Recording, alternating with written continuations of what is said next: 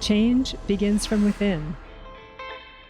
As easy as it is to look outside of ourselves and want the world to change, the truth is, it never will if we remain the same. This podcast was created for changemakers like you who want more love and connection in your community. Today, you are going to hear stories that will inspire you and also challenge you to be the change. We are going to go deep, my friend. So take a deep breath and settle in. My name is Emilia Tamburini. Welcome to the Circle of Change. Hello, Changemaker. Welcome to this episode of Circle of Change. This is our first of 4 guests that you are going to hear from this season. People who are out there making a difference in the world with their businesses, showing us that kindness is the new currency and being of service is the new success strategy for any business today. So if you are waffling and wanting to start a business, this season is full of motivation and amazing examples of brave change makers who are having a global impact and making money while doing it. If you are disheartened by the world and simply need some light, then the lineup this season will provide that for you. If you happen to be weirded out that we are talking about profit and kindness in the same sentence, then you're likely not alone. So I want to say that this has been a journey for me to embrace abundance and kindness. What lights me up about what we talk about today is the fact that we can live abundantly by being kind, where living abundantly means whatever that means for you. For me, it is an ability to live comfortably and being able to give in extraordinary ways. Today, our guest, Jill Lublin, teaches us some of the fundamentals for how to go about doing that. Generosity of wisdom, connections, kindness, always striving to be the best that she can, to show up in the best possible way. This is Jill Lublin, our guest today in Circle. Jill has been a real mentor for me in my entrepreneurial journey, so I'm delighted and honored to introduce her to you. She's a matriarch of networking and publicity, and a woman who is fundamentally shifting how businesses operate to do good in the world and make a profit doing it. Here are some of the things that we're going to dive into. We're going to hear Jill's intuitive journey of becoming a change maker from lawyer to entrepreneur, why she believes that kindness is the new currency. She leaves us with a simple daily challenge that has a mega impact and talks about the outcomes that result from shifting from what do I get to what do I give. She talks about how to communicate with kindness and why being direct is kind. And I think that is really going to hit home for you out there today. And then she leaves us with her powerful interpretation of what it means to be the change. Jill also left us an amazing gift, and I highly recommend you take her up on this. It's attendance at her next Kindness Circle gathering. So please check out the show notes to take advantage of that offer. The next circle is on July 20th at 10 a.m. Pacific. You're not going to regret spending an hour with these amazing people and usually a really inspiring speaker. I'm going to read Jill's bio, and then we are going to settle in to Circle. Jill Lublin is an international speaker on the topics of radical influence, publicity, networking, kindness, and referrals. She's the author of 4 best-selling books, including Get Noticed, Get Referrals, and the co-author of Guerrilla Publicity and Networking Magic. Her latest book, which we talk about quite a bit today, The Profit of Kindness, went number 1 in 4 categories. Jill is a master strategist, positioning businesses for profitability and visibility. She's a CEO of a strategic consulting firm and has worked with over 100,000 people, including national and international media. She's also spoken on many stages with luminaries such as Tony Robbins. Settle in, to expand your mind and your heart on the possibilities of businesses today. Jill, welcome to the Circle of Change. So great to be with you, Amelia. Thank you. It's such an honor to be sitting here in circle with you. You have been a mentor to me, a cheerleader, and really a wisdom keeper for me in my entrepreneurial journey. So I'm delighted that we get to sit in this way today. Thank you. For the listener, Jill and I met through a mastermind group with one of our favorite mentors, Sandra Yancey, who is the CEO of eWomen Network. And I've also been in Jill's publicity courses, a number of them, which are absolutely top notch. I mean, this is so much wisdom of tried, tested, and true experience.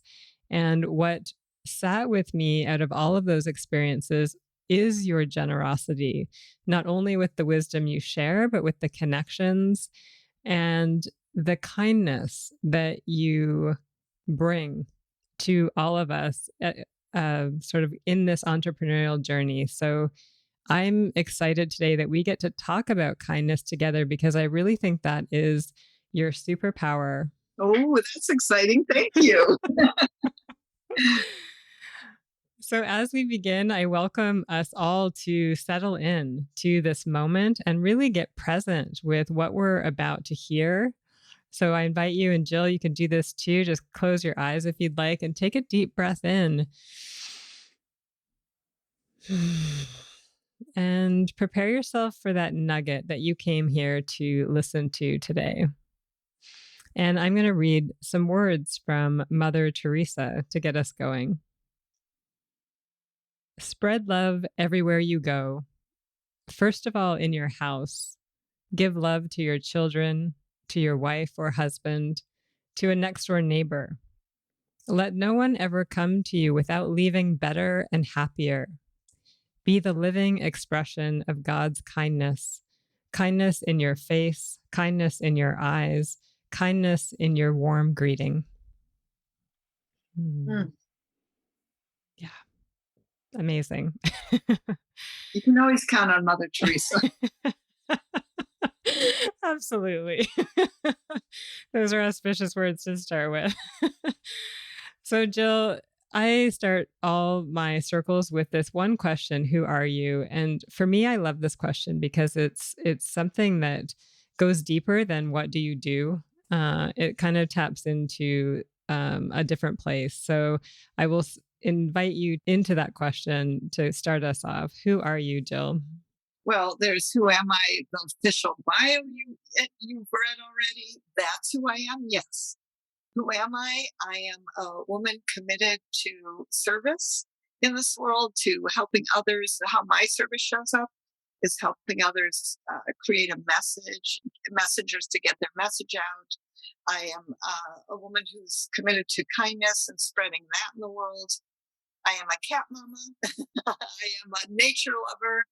I am a complex and diverse human being, just as we all are, multi-layered. And, depends if you met me out on a hike or if you met me when I'm speaking to a group, right? But the truth for me is I'm actually, I think, pretty darn congruent and consistent. Whether you meet me on a hike or see me out speaking for a group, I am who I am. And I always strive to be the best of who I am, right? And like everyone, I'm always doing my best. Well, not like everyone, but I am doing my best to show up in the highest possible way that I can. From the way in which I know you, I would say that 100%. What rings true for me is that you are in your integrity all the time. And so there's safety in that. And I know I'm going to get Jill Lublin every time I'm with you. And that's a beautiful thing. And it takes courage and a lot of self-work, I think, to get to that place where you are today. Yes, and I have. I've done, thank you for acknowledging that, because that's true. I've done a lot of my own personal work and professional work, and I'm always committed to both of those things. Mm-hmm. Beautiful. So one of the things that I'm passionate about is storytelling. And I feel like stories have this power to connect us. They're a way for us to get to know you better and to relate to you as well. So I'm wondering if you would mind sharing a bit of your story with us. Like, how did you come to do the work that you're doing today? So, by accident, probably like a lot of us, I actually started out and really wanted to get to law school. That was my thing. Like, oh, I'm going to be an attorney, and that's going to help change the world because I did see being trained that way that would be helpful for others. And then I got to law school, and I actually, what happened? Oh, yeah, I got bronchitis 5 times that year. My first year of law school. I thought, that's it. I'm out. This is God's way of telling me this is not the right place for me. As much as my brain wanted to be there, I could see my body couldn't take it. And so I left and I actually dropped out, much to my father's chagrin, who was like, because I was the first one in my family to actually go to graduate school and who graduated even university. So, my family was kind of blue collar and non-educated. And here I was kind of climbing the ladder and they were proud of me. So I have to say at that point, I became an entrepreneur and I started my entrepreneurial journey. And that was wonderful. And of course, filled with ups and downs and all arounds, just like every entrepreneurial journey is. And it's been a wonderful path for me and a lot of growth. I started out with a really working for others and then opening my own PR agency. And from there, I got to write Guerrilla Publicity, my first book, now in its third edition. That's the third edition. And super proud of that and happy for that. And it's been a journey of 4 books, including The Profit of Kindness. And so along the way, I've changed my business model. I've created ways to serve entrepreneurs at frankly very affordable costs as opposed to the PR agency I used to own. And I've changed. I think for all of us, you have to keep adapting to times, to the times, and also how I changed. And so as I evolved, I wanted to offer wonderful opportunities for others and great ways to shift in their own worlds, right? And so as I'm inspired, and I lead my life now much more through inspiration and what inspires me, what motivates me, but also, of course, planning, putting things together as we all need to do.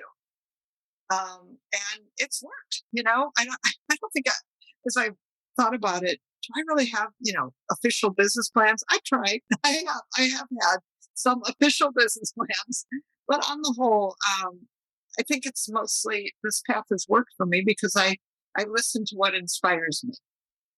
I love that. And I mean, that's so supportive for me to hear in this moment. And also, I know somebody listening is supported by your journey. And for me, it just instills that trust that things will work out. I think if you're aligned with what is lighting you up and this beautiful power of kindness. So I want to explore that a little bit more. So you do have this book, The Profit of Kindness, and I know we're going to hear nuggets of from this book today. It's written for the entrepreneurial journey or somebody in business, but it's really written for the world, I think, because it's such an important message, and I know it's a message that's needed so dearly right now. So for you, Jill, what what role has like I'm just curious about why this is so important to you. So what role has kindness played in your life and why do you think it's so important for the world right now?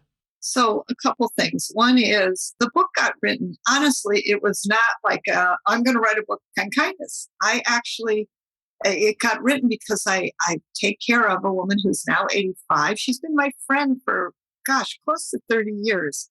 And in her aging journey, I've been the one that has been her helper, her run over and take care of her. Now she's actually in assisted living and not doing as well, unfortunately. But certainly during her whole our whole friendship, I've really been that one friend for her that has been her rock, honestly.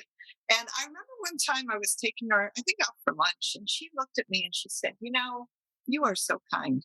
And I wish that we had more of this in the world. And she said, imagine this. if we had a new currency, the currency of kindness. And I thought, oh my gosh, just when something goes, that's the ding, ding, ding.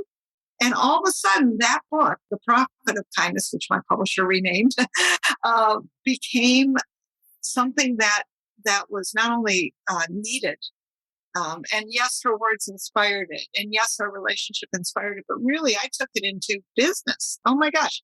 Imagine this in business. What would happen if we are all more kind to each other?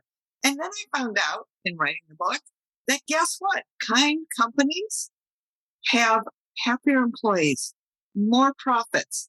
And they actually have happier customers, and frankly, they usually make more money. This goes for small companies and large companies, and I talk to both. And also, I've been, speaking in corporations now and small and large businesses and doing these presentations for cultures of kindness and how to create it. And guess what? Same thing I'm finding. Those who are interested in having this conversation are not only being more profitable, but they're also having major impact and contribution. Yes, to that. Yes. I love it. And I was telling Jill before we started recording that I've been so deeply inspired. She also runs a monthly kindness circle, and it's such a beautiful gathering of people in business, but really centering ourselves on kindness and how can we bring that into our day to day. And because of that, I am doing this tour this summer, and it's I'm giving it freely to bring people together, to bring more kindness to the communities. And it's actually, I don't know where it's going, but it feels good, and I trust, and I know it is going to result in beautiful things. So that's thanks to you, Jill. I am so glad. And that's been my intention with this kindness community all the way, right? Is that each person, it's that, does one thing. And this is my thing. You've heard me say this is every day practice a conscious act of kindness, like every day. And not random, I might add. Everybody says random, that's good too. But conscious acts of kindness. And if I get to the end of the day and for whatever reason I haven't done that, I write a handwritten note, I'll send a nice text, I'll write a nice email. Whatever I need to do, what can I do to be uh, kind that day? And so imagine this 365 days of that times all the people I affect and impact times everyone they talk to about, wow, this woman did this really nice thing, whatever it is, right? And by the way, these are simple things. They can be a beautiful smile. They can be just, a gesture of holding a door open. This is not expensive or I have to figure it out kind of things. In the moment, you will know what to do. Yes. Thank you for sharing that. Because, yeah, we can overcomplicate things, and it really is simple. It really is. And I really find the best thing, honestly, especially in these days with everybody's stress and between the masks and everybody's dealing with what they're dealing with. Just smile through your eyes if you're wearing a mask, through your mouth if you're not, whatever. It's as simple as that. So we're saying it's simple, and there's a bit of a fear or a scarcity mindset, maybe. I'm not sure what it is, but often the question, especially as entrepreneurials, but I think this is with everybody. It's sort of like, what do I get? Like, what's in it for me? Um, but you're suggesting in the book that we actually switch that question to, instead of what do I get, what do I give? So in your experience, like, how do we make that switch? Wow. So a couple things. One is number one, it's like walking into a room when you come into, and this is in a Zoom room, in any meeting you have, when you come in with that, how can I give and who can I serve? It's a really different approach, mindset, and shall I say, way to interact than what am I going to get? What am I going to get? And funny enough, you always receive a lot more because you know why people are going to remember, oh my gosh, she's always looking to help, giving good leads and referrals. And that multiplies and comes back to you. And I find it as a company, as an individual, um, if you're acting from that level of generosity, which is one of my return on kindness principles, that it is going to circle back to you. Listen, I've been looking at in San Francisco, Dignity Health, a huge healthcare company, and they do a human kindness campaign on the sides of buses. Now, I know they're spending a lot of money on that advertising campaign. And I think it's a brilliant advertising campaign. But think of the word human kindness. Are you going to remember that? Of course you are. Does healthcare as an industry sit as a, oh, we're very kind? Actually, no. But, but the good news is Dignity Health has taken it upon themselves to take on this kindness piece, not only put it in their advertising, but I've actually seen it in different campaigns they're doing all the way around. And you know what? It's working. It's memorable. It's like, oh, how do I get connected to them? I know they're sponsoring a lot of things. This is what I'm talking about: is companies really taking a step forward in this world of kindness and taking a stand, putting their stake in the ground. And it is resulting in that profitability. It is resulting in getting and receiving so much more regarding revenues is what we, and I saw it in every aspect of every company I talked to. Revenues increased, period.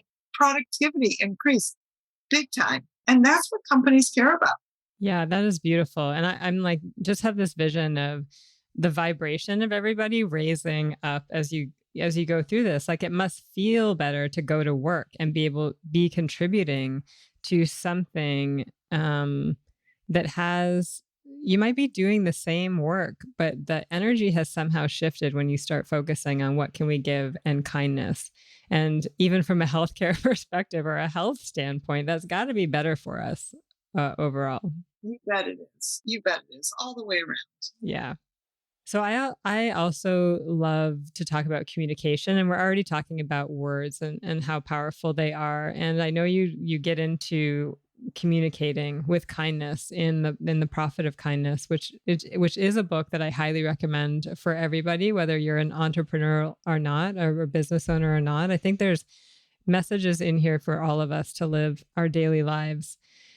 What are some ways that we can communicate more kindly in your experience?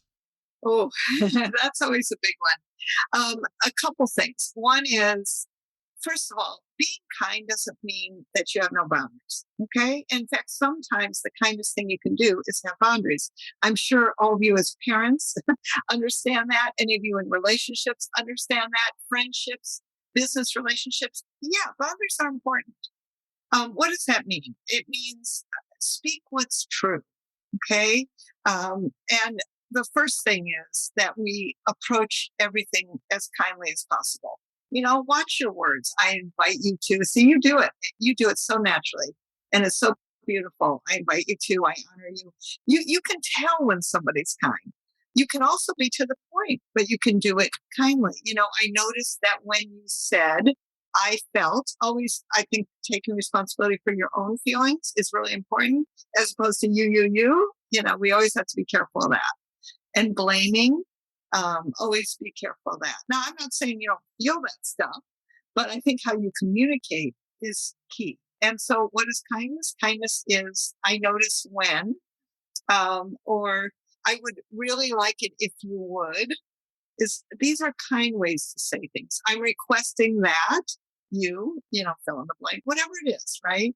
But certainly starting out from a place of feeling centered in yourself, expressing what you need to, and then sometimes the chips have to fall where they may. And anyway, honestly, there are going to be people who will never love what you say or get offended by you or whatever. Or you say one thing, like a woman told me a story the other day, and her best friend was dissing her, and she's like, I don't know. And was there anything she could have done that maybe would have been better? Probably not. But this is my point, right? Is you're not going to please all the people all the time, and you got to be okay with that. We all do. And I'm not saying, listen, I want to please people all the time. I do. I want people to love me. I do. I think that's a natural thing that we all want. But the truth is, it's not going to happen. And I think what we do is we be with the people who do love us, who appreciate us, who get us, and who acknowledge us. And that's who I want to hang out with, right? So, yeah, I created my own community, the Year of Kindness. And guess what? All the people attracted to that, they are kind because they wouldn't be attracted to it otherwise. And I know that. So I get to hang out with hundreds of people now who are kind and committed to that. How wonderful is that? It's beautiful. Yeah, it's so powerful, Jill. The other thing I want to point out, only because I've had the honor of working with you, is that you're very direct in your programs. Like you call it like it is, but the underlying intent to that is to help us to serve more and better and deeper and really make the impact that we are here to make. So I think like the underlying intention, even though some of the things we have to say might be difficult for people to take in, the intention is kind. Well, thank you. And yeah, I am direct. It's my general way of speaking. Here's what I know. I think these are times that call for direct communication. I am a coach who's hired by people, and if I don't be direct, like why bother? Right? We can dance around and I can tell people what they might want to hear, but I think it's more important to tell people what's missing. I know I want that from my coaches and people I hire. I need to know what's missing. I'm not here to be, so patted on the back all the time and perfect. I want to know where my holes are, so to speak.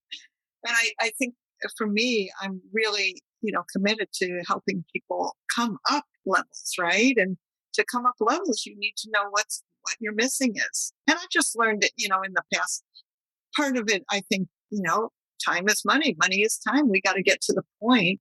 So, and even in my how I communicate all my disc styles, yeah, I have all those styles of direct. That's just who I am.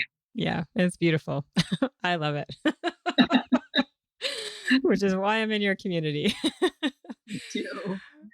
Okay, so you have The Profit of Kindness, which is this wonderful book. You also have the Kindness Circle community. A question that was coming to me as you're speaking is, what's the mark that you hope to leave with these creations? And what else do you want people to know about them? Well, it's interesting because the truth is God inspired me for this one. As Prophet of Kindness came out, I got this message called Do Kindness Circles. And I'm like, I don't know what they are. I don't know what they look like. But remember that part about inspiration? I listen to the whispers.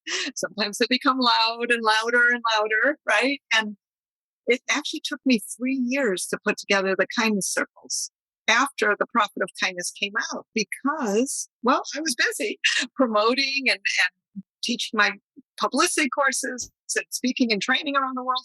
And then all of a sudden COVID hit and I thought, all right, now, and I literally heard go now. And guess what? 60 people showed up on the first call. And I'm like, oh, okay, I must be onto something. And it kept growing. And it is now a community of wonderful people. We're in our third year. We have a World Kindness Summit celebrating World Kindness Day in November. All of this keeps happening. And part of this is because of just staying committed to growing a community and however this goes and however it grows and seeing how it unfolds, right? And I think that that's really important. And the mark I want to leave is that community. I'd like kindness keepers around the world. I'd like what you're doing in the summer. You're going around and you're spreading kindness. Oh my gosh, that got inspired because of this community. That's what I want. I want my mark to be multiplied by other people like you and your actions that you're taking, because that's how we have impact in the world. It's not just me, it's all of us together. And whatever I inspire in all of you so that you can multiply that kindness, oh my gosh, that makes my heart happy.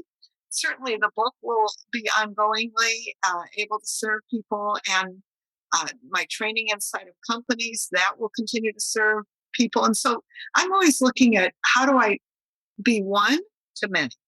And certainly publicity does that. Certainly training does that. The community does that. That's what I want my mark to be, one to many. I love it, Jill. Thank you. It's so great. And we'll be sure to put links in the show notes for the book and your Kindness Circle community so people can go and check it out. And please, please, please join, because it literally has changed my life. And I know it will change others as well. Well, thank you. And I just actually posted an extra little thing for you, because all of you are actually invited as my guest, and come into the circle, check it out. I think you'll be inspired and feel the love and feel the kindness. Amazing. Amazing. Oh, Jill, this has been such a joy.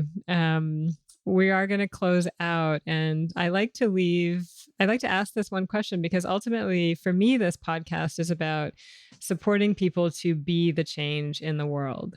And I like to hear the different meanings that has for people. So in our closing round, Jill, what does it mean to you to be the change? First of all, I love the name of your podcast. And to be the change means, what am I committed to?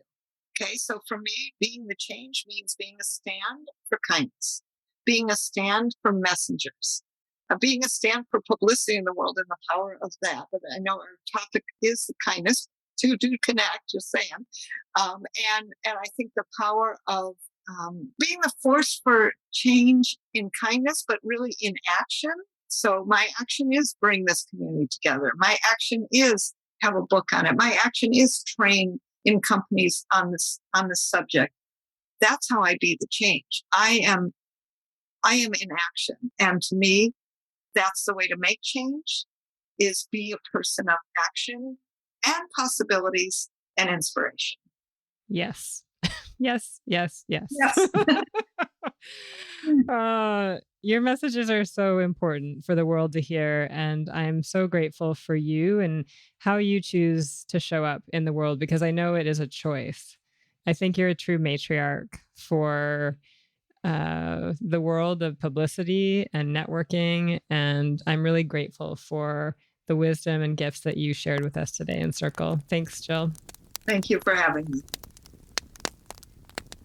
I'm now passing the talking piece to you. If you feel called to put your voice in the circle, please head to humconsulting.ca/podcast and share your story there. I cannot wait to hear what has come up for you as you have listened to what has been shared here today. I wish you love and joy beyond your wildest imagination. Thank you so much for being here in the Circle of Change. I also want to express my gratitude to the following peeps. Circle of Change is recorded on Lekwungen territories, and I am so grateful to live on this land. Our opening and closing music was created by the talented E-Roll Beats. You can find his creations at erollbeats.com. And special thanks to my coach, Mary Chan of Organized Sound Productions, for bringing this podcast to life. Until next time, ciao.